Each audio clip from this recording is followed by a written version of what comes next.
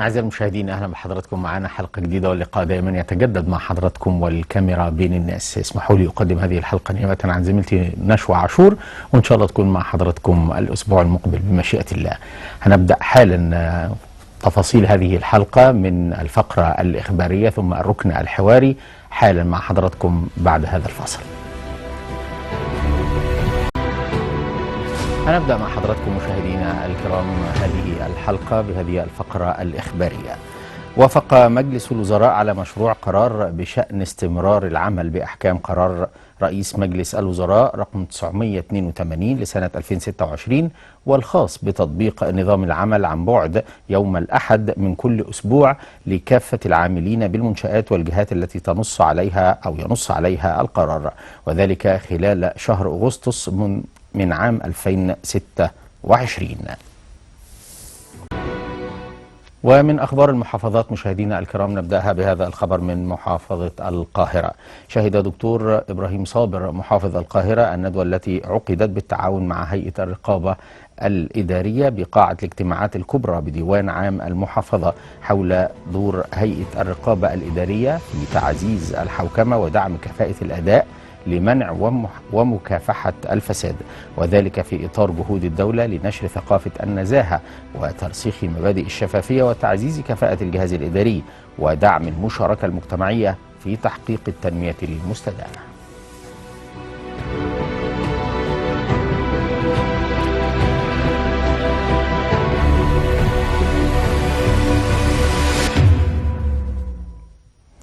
ومن محافظة الجيزة مشاهدينا الكرام هذا الخبر.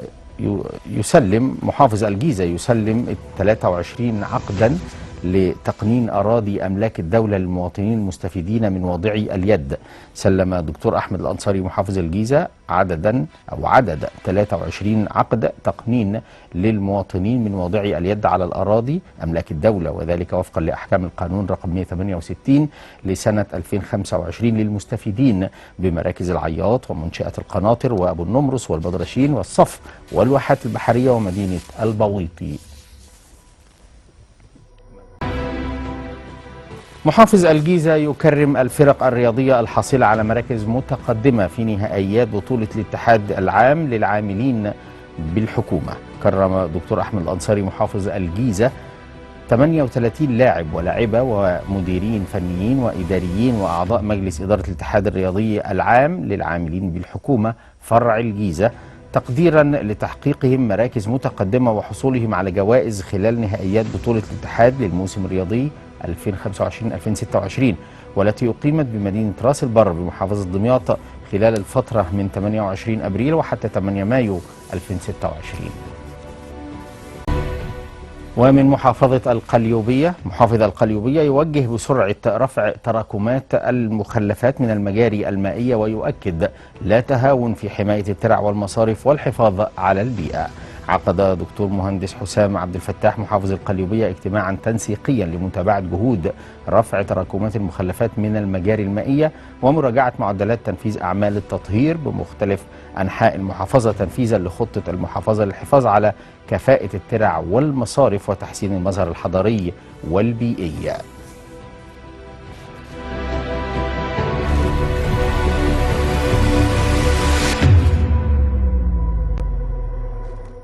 وبتوجيهات من محافظ القليوبية نائب المحافظ تشرف على تنظيم قافلة طبية وتوعوية لخدمة 500 من العمالة غير المنتظمة والعاملين بشركة بنها للصناعات الإلكترونية تنفيذا لتوجيهات دكتور مهندس حسام عبد الفتاح محافظ القليوبية بالإشراف على تنفيذ المبادرات الصحية والمجتمعية والتوسع في تقديم الخدمات الطبية والتوعوية للعمالة غير المنتظمة. أشرفت الدكتورة إيمان ريان نائب محافظ القليوبية والمشرف العام على وحدة السكان والمبادرات بالمحافظة على تنظيم قافلة طبية وتوعوية داخل شركة بنها للصناعات الإلكترونية بالتعاون مع مديرية الشؤون الصحية بالقليوبية ومؤسسة قوافل الخير وشركة مياه الشرب والصرف الصحي بالقليوبية، وذلك لخدمة 500 من العمالة غير المنتظمة والعاملين بالشركة. أعزائي المشاهدين، بنرحب بحضراتكم من جديد ونبدأ الآن الفقرة الثانية في حلقتنا اليوم من الكاميرا بين الناس والركن الحواري. ويسعدنا في بداية هذه الحلقة نرحب بضيفي وضيفكم على الهواء مباشرة الأستاذ الدكتور أحمد جلال، عميد المعهد العالي للتعاون الزراعي. برحب بحضرتك معنا يا فندم، كل عام وحضرتك بخير. بحضرتك وبالساده المشاهدين. منورنا سنة. ده نور حضرتك. الله يخليك. فرصة طبعا نستثمر وجود حضرتك معنا النهارده ونتحدث عن هذا الموضوع، وهو فكرة القرية المصرية، القرية المنتجة. طبعا ما فيش شك ان القرية المصرية هي ليست مكان فقط للزراعة والانتاج الزراعي، بل بالعكس هي بقى اصبحت عمود من اعمدة الاقتصاد المصري انجاز التعبير بشكل عام، لانها يعني هي منبع القطاع الزراعي والعمود الفقري في الكثير من المهام والدعم لاقتصادنا الوطني. تفاصيل أكثر مشاهدينا الكرام عن القرية المصرية، وبالتحديد القرية المنتجة التي مش بس إنتاج زراعي، ده هنشوف كمان في المرأة الريفية والمشاريع الصغيرة والمتوسطة متناهية الصغر ودور الشباب فيها وأهل القرية المنتجة، وإزاي يتحولون من قرية عادية ريفية إلى قرية منتجة تصب بشكل كبير جدا في دعم الاقتصاد الوطني. برحب بحضرتك من جديد يا دكتور، وخلينا نتكلم بصراحه يا فندم، او مش بصراحه، بدايه تمهيدا، القريه المنتجه، مفهوم كلمه القريه المنتجه كيف يكون؟ طبعا بسم الله الرحمن الرحيم. اولا طبعا بشكر حضرتك وبشكر التلفزيون المصري على الاستضافه. احنا بنتكلم في موضوع ذات ابعاد كثيره جدا جدا. بنتكلم على القريه المصريه، وبالتالي لازم نعرف هو عدد القرى الموجودة في مصر قد ايه. احنا عندنا حوالي 4741 قرية مصرية بيتبعها حوالي 30,000 ما بين عزبة ونجع. وبالتالي حضرتك بتتكلم في جزء كبير جدا من مساحة القطر المصري. طبعا. كلمة قرية في حد ذاتها، يعني ما معنى كلمة قرية؟ على فكرة لما نيجي نقول قرية هتلاقي هي فئة من الناس مشتركين في صفة معينة. على سبيل المثال مثلا صفة أن جميع الموجودين في القرية بيعملوا في الزراعة، جميع الموجودين في القرية بيعملوا في النحالة، عكس المدينة. صحيح. لأن المدينة متنوعة الثقافات، الشهادات، ومتنوعة في الكلام. فلما نيجي نشوف هذه القرى، طبعا في تصنيف آخر في حياة كريمة وصل لحوالي 5520 قرية. صحيح. فاحنا بنتكلم على التصنيف الأولاني، ثم بعد ذلك ثم بالإضافة أن هناك العديد من القرى التي تحولت إلى مدن. على سبيل المثال ميت غمر كانت قرية ثم تحولت إلى مدينة أو مركز. كلمة القرية المنتجة هي ليست وليدة اللحظة، ولكنها هي وليدة عشرات السنوات السابقة. وعلى سبيل المثال هندي بعض القرى، مش عايز أقول لحضرتك أن هذه القرى يعني ذو شهرة وسمعة داخل القطر المصري. لا، ده أنا بقول لك القرى دي تخطت العالمية ما شاء الله. على سبيل المثال مثلا هنيجي قرية اسمها شبرا بلولة. هذه القرية موجودة شبرا بلوكة. بلولة سوري، ما عشان كده سمعتهاش صح فقلت هذه القرية موجودة في الغربية. انت عارف انا عايز اقول لحضرتك هذه القرية بتنتج 50% من عجينة الياسمين. هي مشهورة جدا في زراعة الياسمين. على مستوى العالم. دي بتتصدر بره يا فندم. طبعا انا بقول لحضرتك هي بتنتج 50%. انا شفت فيلم دوكيومنتري عن هذا الموضوع وهذه القرية بالتحديد. ايوه. وكل العاملين فيها من الاهالي القرية كلها فروم اي تو زي، مع اختلاف ثقافتهم. صحيح. مع اختلاف تعليمهم وبتاع، كلهم بيشتغلوا في هذا الموضوع. تخيل ان حضرتك بقول لك 50% من عجينة الياسمين اللي بتخش في كل العطور. هذه القرية بتساهم في الانتاج العالمي ب 50%. ما شاء الله. خلاص. طب يعني لا نشوف حاجه تانية مثلا. قريه مثلا زي قريه ساقية ابو شعب، من اشهر القرى في محافظه المنوفيه في الهاند ميد، صناعات مشهوره جدا. يعني ممكن تروح تسال عليها في باريس، في روما، في برلين بتاع. هذه القريه معروفه جدا ومشهوره جدا. بس طب نيجي قريه بقى، خد بال حضرتك، القريه دي اللي هي القرموز دي، على فكره هي القريه الوحيده على مستوى العالم اللي لحد دلوقتي بتزرع البردي وبتطلع نبات البردي. الله. جنب وادي الملوك. طبعا احنا بنسمع عن ورق البردي والبرديات وبتاع. هي القريه الوحيده اللي عندها النو هاو وعندها ازاي تعمل هذا الموضوع. القريه الوحيده على مستوى العالم. ما شاء الله. بيجي لها ناس من كل دول العالم عشان تشوف هذا الموضوع. هنلاقي مثلا بعض القرى الاخرى زي شبشير الحصه، ودي موجوده في الغربيه. دي انت عارف ان هي بيسموها مملكه النحل. دي بتنتج 50% من العسل على مستوى مصر. يعني العسل الموجود في مصر ده كله 50% من هذه القرية فقط. وبالتالي انت عندك نماذج مش هقول رائعة، ده فوق الرائعة بشوية. طبعا. الهدف الأساسي ازاي حضرتك تنشر هذه الثقافة على مستوى كل قرى مصر. صحيح. فيما تتميز به هو النقطه الاساسيه زي ما حضرتك قلت، القريه ليست زراعه فقط. ممكن تكون قريه محجريه، ممكن تكون قريه كل همها في الانتاج الحيواني، ممكن تكون قريه كل همها في الهاند ميد والكلام من على حسب حضرتك السكان او الناس اللي موجودين في هذه القريه ايه الابداع اللي بيبدعوه. وبالتالي الميزه النسبيه بتاعتها لا طبعا ده مهم صحيح. جدا. اصل احنا سواء كل انسان له ميزه نسبيه، وبالتالي كل قريه لها ميزه نسبيه أكيد. وكل دوله لها ميزه نسبيه. صحيح. الذكاء انك انت تستغل لها. هذه الميزه النسبيه او تستثمرها زي ما حضرتك، بلاش نستغل خلينا نستثمر احسن ما نستغل. ازاي نستثمر هذه الميزه في الوصول الى العالميه، وبالتالي نعمل فيدباك بقى، نرجع كل ده بيعود على استثمار الدوله. صحيح. على حاجات كتير جدا. كان زمان خد بال حضرتك كانت المدينه عبء على القريه. احنا كان دايما كده يعني من واحنا صغيرين المدينه عبء على كانت القريه. عبء على القريه لان القريه كانت في حد ذاتها بيبقى عندها زي بيقولوا ايه اكتفاء ذاتي. هو اللي بيعمل عيشه، صحيح. بيعمل اكله، بيعمل شربه، بيعمل كل حاجه. مظبوط. بل بالعكس كانت المدينه بتحتاج للقريه في انها تاخد منها بعض المنتجات. الايه اتعكست، بقت القريه عبء عن المدينه، ودي مشكله كبيره جدا. صحيح. لان في ناس كتير قوي هجروا غير هجروا.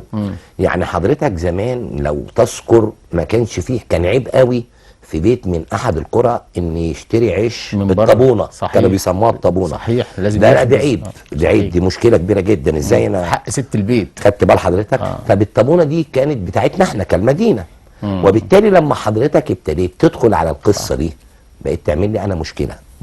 بتعمل مشكله للمدينه، بتعمل ضغط على احتياجات سكان المدن، وبالتالي دي مشكله. ما كانش في حاجه اسمها يعني حضرتك البان مصنعه ولا البان ولا فيش الكلام ده خالص. صحيح. ولا جبنه رومي ولا شيدر ولا جبنه بيضاء، ما فيش الكلام ده. طبعا. كان كله بيعتمد على ان هو بياخد الالبان اللي بيجيبها من الابقار او من الجاموس ويبتدي يعمل عمليه التصنيع وبيعمل اكتفاء ذاتي عنده. صحيح. بيعمل قشطه وبيعمل زبده وبيعمل كل حاجه، جبنه قريش واخد بالك. فكان على الاقل بيشيل عبء كبير جدا على كاهل الحكومه المصريه. صح. وبيخليها توجه اتجاه واحد للمدينه. اصبحت دلوقتي القريه عبء لان هي بقت تاخد. هنا ايه السبب بقى يا فندم؟ ايه اللي دعا القريه انها تبقى كده؟ نمره واحد انا عايز اقول لحضرتك حاجه. نمره واحد طبعا بعض الاحوال الاقتصاديه ابتدى زي ما حضرتك قلت حاجه جميله جدا، ان انا اهجر المكان. ابتدي اتطلع، ابتدى يبقى في نسبه كبيره جدا من اهل القرى بينزلوا المدينه، فيقول لك طب انا ليه ما اعيش زي بتاع المدينه؟ يعني حضرتك اهم ما يميز المدن كان بساطه البيوت بتاعتها. بساطه البيت. المدن ولا الريف؟ الريف. كان البساطه في الديزاين بتاع البيت. طبعا. دلوقتي حضرتك ما فيش فرق ما بين ده وده. صحيح. بل بالعكس يعني انت بقيت تتعجب ان في بعض القرى فيها ابراج. يعني بقت حاجه مش. التكنولوجيا كمان يا فندم دلوقتي، يعني التليفون والشاشات والحاجات دي دخلت آفة الشعب المصري دلوقتي الاي اي، آفة الشعب المصري دلوقتي التليفون، كل الامور دي يعني بقت مشكله طول الليل عليه فما تعرفش تنتج الصبح. هو ليل ونهار يعني. حضرتك هو الفتره اللي بيبقى مستيقظ فيها بيبقى ماسك هذا الجهاز الخطير جدا اللي لازم ننتبه جدا ليه، لان طبعا بيدخلنا في بعض الامور اظن لا يحمد عقباها فيما هو آت. صحيح. خلينا يا فندم طيب يعني نمشيها خطوه خطوه كده. في البدايه زي ما حضرتك تفضلت وقلت ان هناك ميزه نسبيه لكل قريه، ويعني كثير من قرى مصر يعني تتعدى الالاف ما شاء الله يعني تحت مسمى القريه المنتجه اللي هي بتدعم الاقتصاد الوطني داخليا وايضا لها سمات عالميه ومنافسات عالميه. نعم. دور الدولة بقى يا فندم في إعادة إحياء هذا المفهوم، إحياء القرى المنتجة، ضمن يعني نضمن مشروعات التنمية، تحقيق التنمية الريفية بالتحديد. لا.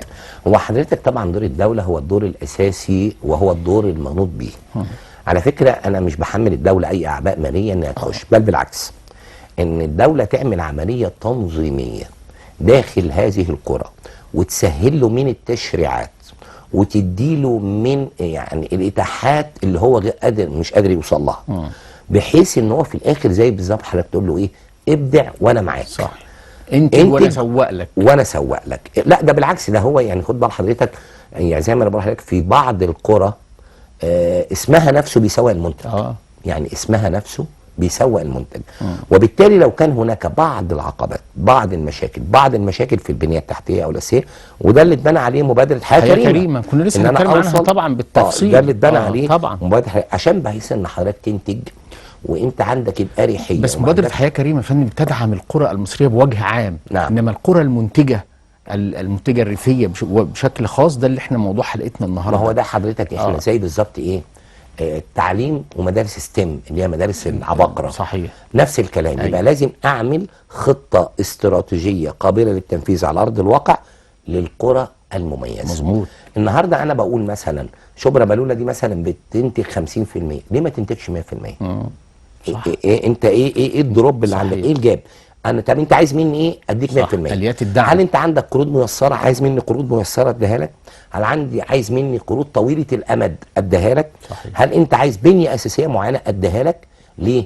لان انا لما احكم العالم كله في انتاج صنف واحد، صحيح، اظن يعني ده حاجه رائعه. طبعا. لما اجي خد بال حضرتك في نقطه مهمه جدا، حتى لما تخش على جوجل ماب وتشوف خرائط وبتاع، الاجانب بيبتدي عايز يشوف الحاجه اللي هي الواو، الحاجه الفانتاستيك مميزه. لما اجي اقول له ده انا عندي قريه بتنتج، هعمل نسبه سياحه عاليه جدا لهذه القريه، لانه عايز يروح يشوف الحته دي. طبعا. تخيل لما تخش قريه كلها زرع ياسمين، متخيل الريحه تبقى عامله ازاي؟ طبعا. يعني رائحه جميله جدا، هو نفسه يجي يشوف الحاجه دي. لما اجي اقول له ده انا عندي قريه في العالم هي الوحيده اللي في العالم اللي بتزرع البردي وبتنتج ورق البردي، ده شيء طبيعي هيجي. طبعا. لما اجي اقول له عندي قريه بتنتج 50% من النحل بتاع مصر، عسل. لما اجي اقول له عندي قريه بتعمل هاند ميد عالمي بيتعرض في الاسواق الاوروبيه، صحيح. تعال شوف الكالتشر حتى بتاع الناس دي. وبالتالي يجب ان يكون وضع خطه استراتيجيه بتايمنج تطبق على ارض الواقع. زي بالظبط حضرتك مثلا بتبدع في الحته الفلانيه، طب انا عايز ابداع اكتر. صحيح. ايه اللي مش قادر، يعني ايه المعوقات اللي مش قادره توصلك ل 100% من الابداع؟ انا كدوله اوفرها. انا فكره دعم القطاعات الاخرى زي ما حضرتك تفضلت وقلت، القطاع السياحي مثلا يدخل يدعم مثل هذه القرى في تسليط الضوء عليها سياحيا، واحنا اعلاميا الاعلام لازم يركز عليها عشان كاعلام. على فكره انا عايز اقول حاجه، القرى دي مشهوره بره اكيد. طب اللي انت ما تعرفوش انها مش مشهور جوه. زي ما حضرتك تفضلت وقلت، يعني في يعني قرى الياسمين دي انا شفت لها فيلم دوكيومنتري عالمي مترجم، واخد بال حضرتك؟ طيب يعني ينفع ان انا ابقى موجود داخل القطر المصري والفرنساويين والالمان والاوروبيين يعرفوني وانا المصريين جوه ما يعرفونيش؟ كام واحد من الشعب المصري يعرف ان هذه القريه بتنتج 50%؟ محدش يعرف، واخد بال حضرتك؟ وبالتالي لما الاعلام يخش وتنشر هذه الثقافه هيبقى في مصدر دخل جدا لهذه القريه، لان هيبقى في زوار، في سياح، في حركه داخله وحركه خارجه. صحيح. وبالتالي هزود الاستثمار في هذا القطاع. فدي نقط مهمه جدا. أكيد. لازم الاعلام ايا كان، على فكره الاعلام الخاص، الاعلام الحكومي، الاعلام المرئي، المسموع، يتعمل بوكس، يتعمل حمله كامله ان حضرتك تبرز هذه القرى لسببين: اولا عشان تديها حقها، نمره 2 عشان القرى التانيه تغير منها. صحيح. فيبتدي القرى الاخرى اللي عندها ميزه تنافسيه، اللي عندها حاجه معينه، تبتدي هي تقول طب اشمعنى القريه الفلانيه؟ واخد بالك؟ هنا احنا بقى عايزين العصبيه وعايزين بقى القبليه. لا اشمعنى القريه الفلانيه بتنتج توم ودي اكبر قريه منتجه للتوم وبتصدره للخارج؟ ليه انا ما اشوفش حاجه في ميزه بالنسبه لي ابتدي استغلها؟ صحيح. ودي نقطه مهمه. وفي الاول وفي الاخر كل ده ايه؟ عائد على الاقتصاد المصري. مظبوط. وغير كده القرى دي انا بقول لحضرتك انا عندي 4741 قريه، صح؟ يعني فيها حوالي تعداد سكان يصل لحوالي 60 مليون. صحيح. مظبوط. لو كل قريه من دي وفرت فرص عمل داخل القريه، صحيح، هيبقى عندك بطاله؟ لا طبعا مش هيبقى عندي بطاله. خلاص انتهت. انا هخرج يعني انا ليه بخرج من القريه؟ ما عنديش فرصه عمل. ده هيخلينا يعني نتوجه بسؤال مهم لحضرتك، هو كان المفروض سؤال في اخر الحلقه اهي، لكن حضرتك تفضلت دلوقتي ونوهت عنه، فكره العماله وتشغيل العماله، واللي يخلي مثل هذه القريه تكون عصب الانتاج في مصر والاقتصاد في مصر. فمن راي حضرتك ايه هي التحديات اللي ممكن تواجه القرى المنتجه وتخليها لا تقوم بعملها؟ وزي ما حضرتك تفضلت وقلت ان احنا لو ركزنا فيها هتقضي على البطاله بشكل عام. تمام. انا عندي حضرتك القرى دي ما زالت بعض القرى بتشتغل بالنظام التقليدي. مظبوط. هذا النظام التقليدي ما بيدينيش العائد او الهدف. ما هو المانع ان انا ابتدي استخدم الذكاء الاصطناعي؟ الاي اي لازم يخش في هذه الصناعه، تطور التكنولوجيا، وبالتالي كل الوسائل الحديثه، يعني مثلا زي السمارت اجريجيشن، الطرق المتطوره في الري، الطرق المتطوره في الحصاد، الطرق المتطوره في المعلومات والخوارزميات وبتاع مش عارف. اكيد دي هتعدل وهتفتح فرص كثيره جدا. طب ده مش هيحتاج فعلا تأهيل بنيه اساسيه في القرى لو حضرتك استقبال هذه في البدايه قلت يجب على الدوله المصريه، صح.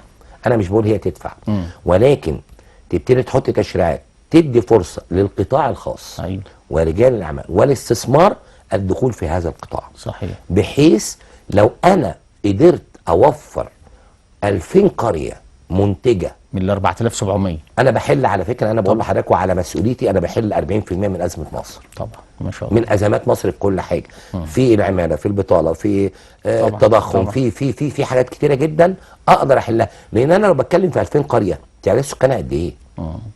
وعلى فكره وانا ما بكلفش حاجه، يعني انا مش هعمل حاجه صحيح. غير بالظبط زي الاب اللي بيشجع ابنه وبيديله حافز عشان الولد يتفوق ويوجهه بيراعيه في نفس الله الوقت. ينور عليك، وبيحط له ايه الاطر اللي هو بيمشي فيها.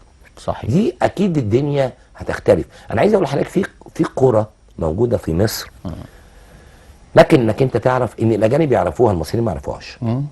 الاجانب بيجوا من بره عشان يروحوا يزوروا هذه القرى. سواء بقى في الجنوب او في او في محميات هنا في مصر، المصريين ما يعرفوهاش، الاجانب بيجوا لها. صحيح. خد بال حضرتك، فين انا ازاي استغل هذا الموضوع في ظل كمان ان انا عندي مشاكل. يعني عندي اجزاء اقدر باستغلالها بصوره مناسبه ان انا احل جزء من المشاكل، مش شرط حل كلي ولكن حل جزء. ليه حضرتك انا ما بعملش دراسه واقسم القرى؟ دي قرى تبقى خاصه بالانتاج النباتي، دي قرى خاصه بالانتاج الحيواني، دي قرى خاصه بالهاند ميد والخزف وبتاع. لازم يعاد تصنيف القرى المصريه مره اخرى. مظبوط. خد بال حضرتك، زي القرى النوبيه على سبيل المثال. حضرتك لما تروح ناحيه النيل وتشوف القرى النوبيه، نموذج رائع لكيفيه استثمار البيئه في ان هو يوصل للعالميه. صحيح. والحفاظ على الهويه التراثيه ده هو والبصريه، حفاظه على الهويه. صحيح. وعلى اللغه التي تنطق ولا تكتب. والطاقيه الملونه والجلابيه دي على فكره بيجيله سياح من كل حته في العالم، وبيعمل دخل دولاري بحاجات بسيطه جدا، ولا مش حاجه. صحيح. مش بقول لحضرتك يعني محتاج ابداع واجهزه، لا بالعكس، حاجات بسيطه جدا. اتفق مع حضرتك يا فندم، وزي ما في الجنوب في الصعيد ايضا في سينا وفي مرسى مطروح في كل حته اذا في كل يعني انا بكلم حضرتك حاجات انا شفتها على ارض الواقع. صحيح. يعني في كل حته في مصر على فكره، كل شبر في ارض مصر كله خير. صحيح. اتفق ولكن هو عايز ينطق ويقول لك استغلني. خلينا نتوقف فاصل قصير مع حضرتك الاستاذ دكتور احمد جلال، فاصل قصير ونواصل لقائنا مع حضرتك، لان الموضوع فعلا ممتع وشيق، ويعني احنا سعداء بوجود حضرتك معنا النهارده. فاصل قصير ونواصل. القرية المصرية هي منظومة متكاملة في الحقيقة، منظومة اقتصادية واجتماعية متكاملة تجمع ما بين الإنتاج الزراعي وأيضا الصناعات الريفية والصناعات والحرف التقليدية والإنتاج الحيواني والداجيني وخلافه. ضيفي الكريم الأستاذ الدكتور أحمد جلال، عميد المعهد العالي للتعاون الزراعي، في رأي حضرتك يا فندم كيف يمكن تحقيق هذا التوازن أو التكامل إنجاز التعبير بين قطاعات الإنتاج المختلفة، القطاع الحيواني والقطاع الزراعي والقطاع الداجيني؟ طبعا القريه المصريه زي ما حضرتك قلت هي تستطيع ان هي تقفل على نفسها وتعتمد على نفسها، بس مش هو ده المطلوب برضه. احنا المقصود ان يحصل نوع من التكامل بين القرى المصريه المختلفه. هندي على سبيل المثال مثلا حاجه، الثروه الحيوانيه في مصر. الثروه الحيوانيه في مصر على فكره 80% من الثروه الحيوانيه في ايد صغار المربيين. يعني الفلاح اللي عنده جاموسه وبقره ولا جاموستين وبقرتين لحد 10 20 واحده، ده صغار الفلاحين اللي هم صغار المربيين المنتجين ايا كان مسماهم، بيمتلكوا 80% من الثروه الحيوانيه داخل جمهوريه مصر العربيه. طب ايه الخدمات اللي بتقدم لهؤلاء الناس؟ ده نقطه مهمه جدا طبعا، لان انا عايز دلوقتي اللي بيربي راس، بيربي 2، بيربي 3، انا عايز يربي 10 و20 و30. طيب انا عندي مشكله، المشكله الاساسيه في الاعلاف، سواء اللي بيربي اللارج انيمال اللي هي الحيوانات الكبيره، او اللي اسمه الدواجن والارانب وبتاع والكلام من ده. عندي مشكله كبيره جدا. طب هذه المشكله يعني انا هذكر حضرتك بحاجه. كان زمان المصدر الاساسي للمدينه للدواجن واللحوم والطيور والحمام والكلام من القريه. القرى الى ان طبعا حصل التطور سنه 60 تصنيع لما الرئيس جمال عبد الناصر اصدر القرار، وتحولت من تربيه منزليه الى صناعه متكامله. دلوقتي من اكبر الصناعات المنتجه للمصدر البروتيني الحيواني اللي هو البروتين الابيض اللي هو صحي وحاجات كتيره جدا. لكن ده يمنع ان انا عندي هذا القطاع الريفي. انت عارف القطاع الريفي بينتج لي حوالي كام؟ 300 مليون طائر. عارف ده يعني مش قليل. صحيح طبعا. انا ممكن اخلي 300 600، ممكن اخلي 600 اكتر وهكذا. وبالتالي امسك قطاع قريه قريه، ايه اللي بيميز هذه القريه زي ما قلت لحضرتك، وابتدي اتدخل يا اما بطريق الارشاد يا اما يعني انا عايز اقول لحضرتك حاجه. جامعه بنها هي جامعه بتربط اكتر من قريه في محافظه القليوبيه. جامعه القاهره وضواحي بقى اللي هي ايه العياط ومش عارف بدرشين وبتاع. جامعه مش طبعا هنبقى على الجامعات الاصليه اللي هي ملهاش يعني. صحيح. زي مثلا جامعه عين شمس هي موجوده في السنتر في المدينه ملهاش ظهير. جامعه كفر الشيخ، جامعه دمنهور، جامعه. ما المانع ان يصدر تشريع ان هذه الجامعات تبقى ليها مسؤوليه مباشره سواء بالتوعيه بالارشاد بتاع. صحيح. ويتحط لها خطه معينه وتسال هذه الجامعات على تطوير هذه القرى. واكتشاف الميزه التنافسيه لهذه القرى وتدعيمها وان انا اوصل بها للعالميه. ما المانع؟ على فكره هو ده الدور الاساسي للجامعات. يعني لماذا تنشا الجامعات؟ بحل المشكلات فقط، مش تعليم. يا سيدي التعليم كتب مليانه علم. مظبوط. المراجع مليانه علم. طب انا هعمل ايه بالعلم ده؟ العلم ده في المجتمع. يعني هل يعني علم ينتفع به؟ صحيح. الانتفاع به ان انا عندي مشكله اقتصاديه، العلم ده يحلها لي. صحيح. عندي مشكله غذاء، العلم ده يحلها لي. دي مراكز البحوث يا فندم. نعم. مراكز البحوث بتقدم يا فندم. انا بتكلم على ايه؟ ان كل محيط يعني كل محيط قريه او مجموعه من القرى هناك مركز علمي، سواء بقى مركز بحوث. صحيح. سواء جامعه سواء فين دور حضرتك في خدمه المجتمع؟ وعلى فكره الجامعه لها 3 ادوار. تعليم، بحث علمي، خدمه مجتمع. صح. فخدمه مجتمع يكون خدمه مجتمع حقيقي ويكون ليه مردود. يعني انا النهارده همسك مثلا قريه سين وصاد وعين بيفور وافتر. انا قبل ما امسكها كان ايه القريه دي وضعها كذا، سواء تعداد بقى سكاني. صحيح. والجندر والسيدات وبتاع. طب القريه دي هل دلوقتي بتتميز بحاجه ولا بتتميز؟ طب ما بتتميز هتلاقي عنده حاجه ممكن اساعده انه يتميز فيها. فبمنتهى البساطه لو انا حليت مشكله القريه دي ومشكله القريه، على فكره انا ما بدفعش حاجه. بالعكس يعني يبقى في عائد. لو انا حليت هنا وحليت هنا وحليت هنا تدريجيا العبء على الاقتصاد المصري هيقل. لان انا عندي قريه الفلانيه قدرت يبقى عندها ميزه تنافسيه، ابتدت تشغل شباب القريه فيها. حقيقة. ابتدت تنتج، ابتدت تبيع، بقى في حركه رواج مالي داخل القريه. خلاص مش محتاجني. بالعكس هاخد منه ضرايب وهاخد منه هيبقى في كمان عائد على للدوله المصريه، على الخزانه المصريه. وبالتالي في مشاكل كتير جدا هي عايزه تتحل بالفكر. صحيح. نقطه مهمه جدا. يعني خد بال حضرتك من نقطه، اي حاجه في العالم جت فكره. طبعا. بس فكره انا ما عملتهاش ونمت جنبها. فكره وطبقتها وطورتها وبعدين سوقتها وبعدين طورتها. فانت بتبيع فكره على فكره. صحيح. يعني بتبيع فكر. الواي فاي كانت فكره. خد بال حضرتك، الطيران اللي انت شايفه ده كلها فكره، ان واحد قاعد يبص ويتفرج على الطيور دي بتطير ازاي. طبعا.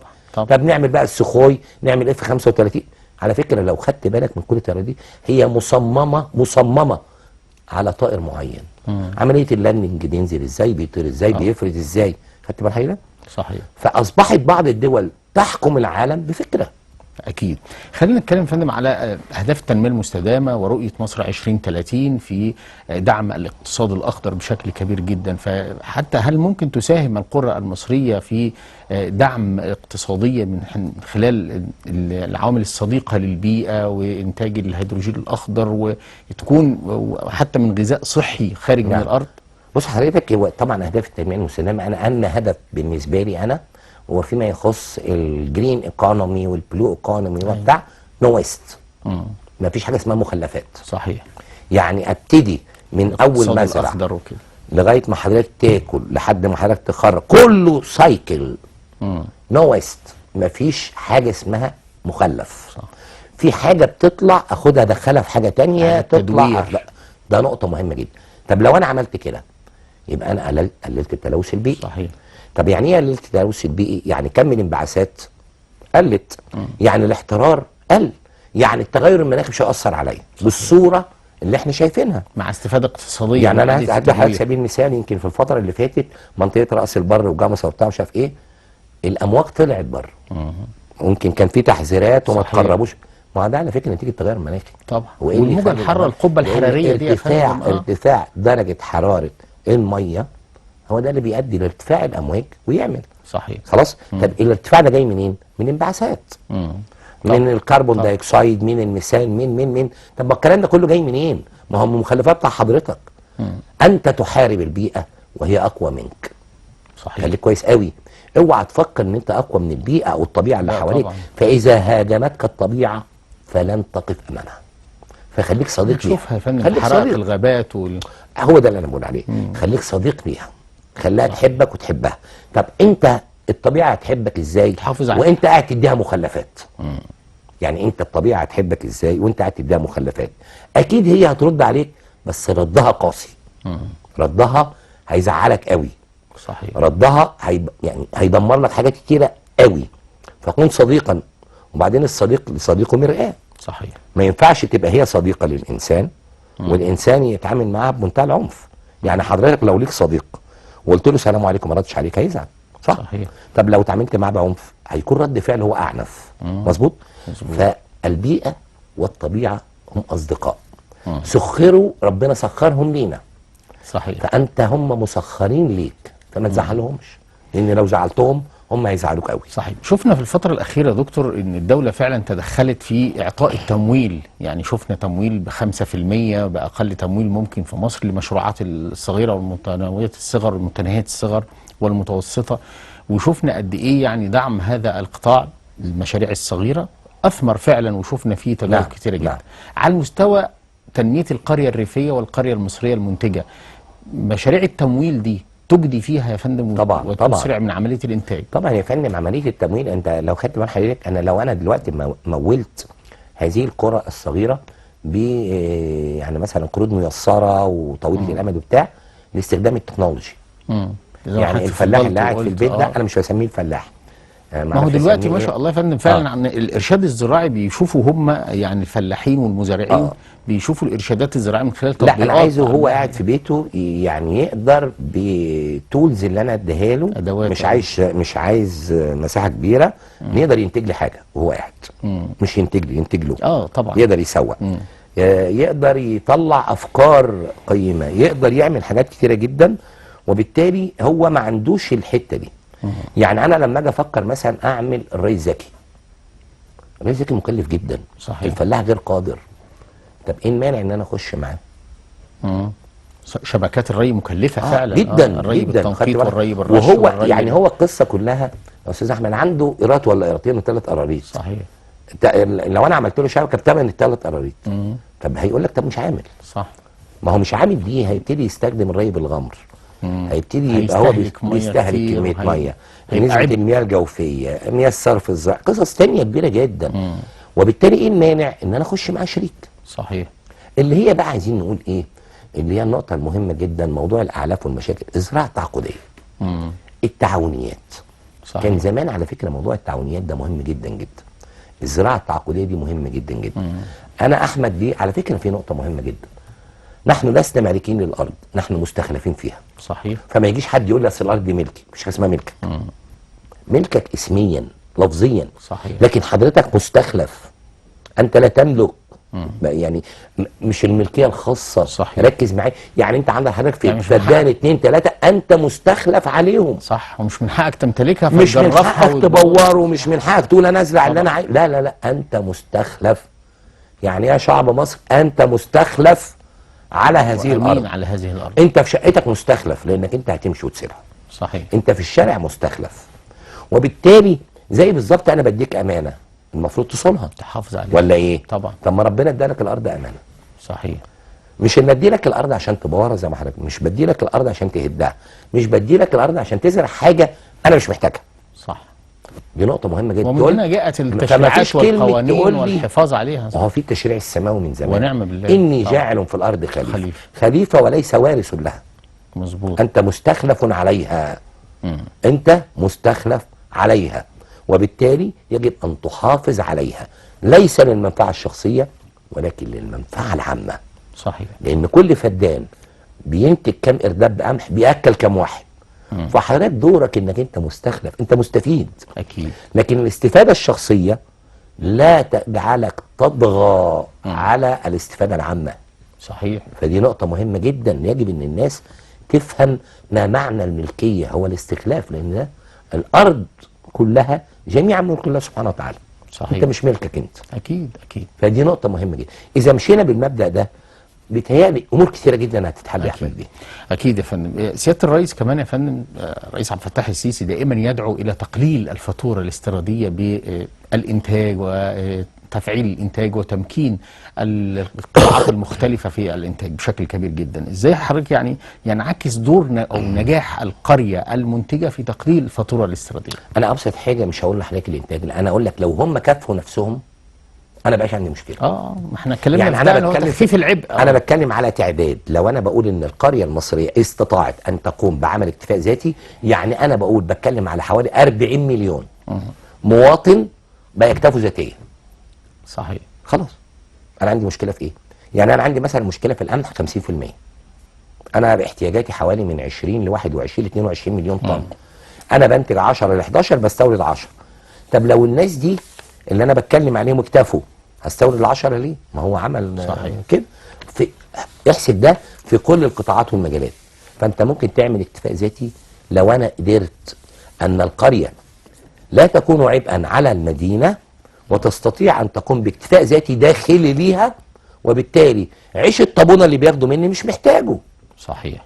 وبالتالي الكم اللي هينتج هيبقى اوفر، وبالتالي انا هقلل فاتوره الاستيراد بتاعت القمح.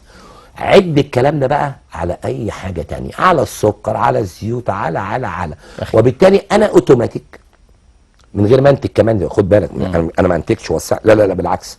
انا قلت لحضرتك اعتمد على نفسك وقريه تعتمد على نفسها. لو انا وفرت 2000 قريه من 4741 قريه يعتمدوا على نفسهم، انا بقول لك بقلل فاتوره الاستيراد 20%. صحيح. اخيرا يا فندم قبل ما اختم لقائي مع حضرتك، يعني عايز دعوه او رساله موجهه من حضرتك كخبير في هذا المجال بشكل كبير جدا، الاستاذ الدكتور احمد جلال عميد المعهد العالي للتعاون الزراعي، لكل المهتمين بهذا القطاع، تقول لهم ايه في ظل التحديات التي تواجههم من التقدم التكنولوجي والاستخدام التليفون والذكاء الاصطناعي وكده، في ان هو يكون يعني أداة استثمار وأداة إضافة وقيمة مضافة ليهم وليس بالعكس. تمام. هو أنا عايزين بس، وده نقطة مهمة جدا، عايز يعني أتكلم مع ربوع الشعب المصري أن ال AI الارتفيشال انتليجنس أو الذكاء الاصطناعي، واخد بالك، هو لا يمكن أن يكون بديل أو في استغناء عن الإنسان. طبعا. لأن هو ال AI ده بيفتقر لحاجة مهمة جدا، الحكمة. لأن الحكمة هي اللي الإنسان بس خدها، وربنا سبحانه وتعالى يؤتي الحكمة من يشاء، ومن أوتي الحكمة فقد أوتي خيرا كثيرا. هي النقطة المهمة الأساسية. الاي اي ده عبارة عن خوارزميات، شوية داتا، وعلى فكرة ممكن تكون الداتا صح أو غلط أو نسبة المصداقية وبتاع. اللي بيحكم الداتا دي كلها ألا وهو العقل البشري. صح. الذي يتميز بالحكمة. فاستغل هذه الخوارزميات بقدر المستطاع، ولكن لا تنسى أنك أنت من صنعت هذه الخوارزميات. صحيح. فهي ليست غنى أو بديل عنك. استغلها في التطوير، في التحسين، في انك انت تصل لصورة معينة، لكن اوعى تهمل الجانب البشري، هو الجانب الهام والمستخلف في هذه الارض. اشكرك جدا جدا ضيفي الكريم الاستاذ الدكتور احمد جلال عميد المعهد العالي للتعاون الزراعي. شرفتنا ونورتنا وامتعتنا وافدتنا يا فندم. شكرا يا فندم. شكرا. الشكر موصول لحضراتكم مشاهدينا الكرام على حسن المتابعه. انتظرونا ان شاء الله الاسبوع المقبل حلقه اخرى جديده من الكاميرا بين الناس. الى اللقاء.